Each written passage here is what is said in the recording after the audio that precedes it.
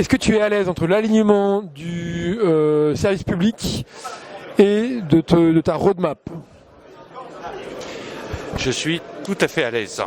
Est-ce que tu peux Développer, bah oui, parce que aujourd'hui on est au service des citoyens. C'est une mission très noble. C'est un service public, donc c'est pas un problème de chiffre d'affaires, c'est un problème d'ajouter de la valeur à la société. Et ta roadmap?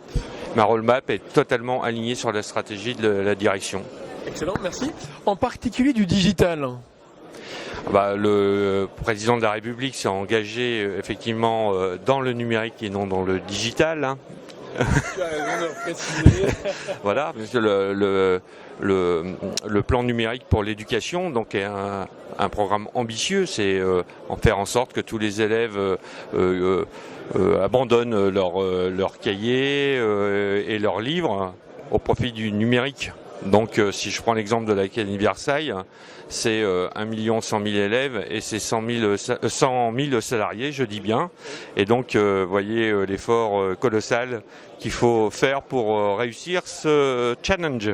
En parlant de challenge, alors je vais garder le micro à la main, en parlant de challenge, quels sont tes enjeux principaux autour de la transformation numérique, les enjeux à venir? Eh bien, le numérique, en fait, ça présente beaucoup d'avantages, mais aussi beaucoup de dangers. C'est-à-dire qu'il faut instaurer la confiance numérique. Et le DSI a souvent un discours sécuritaire. Sécuritaire, ça fait peur. Donc je pense que j'ai envie que les parents d'élèves, quand ils confient leurs enfants à l'éducation nationale, eh bien, ils se posent pas de questions de la même manière que quand ils donnent leur numéro de carte bleue, quand ils vont sur le site de la FNAC pour commander à distance un livre. Voilà. Et puis ils se posent pas la question de se faire pirater leur carte bleue quand ils paient en ligne. Voilà. Alors que sur d'autres sites, c'est pas le cas. Voilà. Et l'éducation nationale a une mission essentielle, c'est la protection effectivement des mineurs, avec tout ce qui va avec le numérique.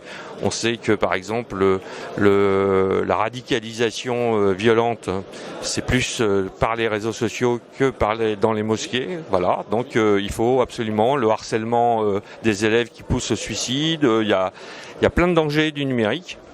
Il faut protéger nos élèves. Alors ça passe effectivement par des solutions techniques, mais ça passe essentiellement par de la pédagogie et d'apprentissage du numérique et de ses dangers pour les enfants.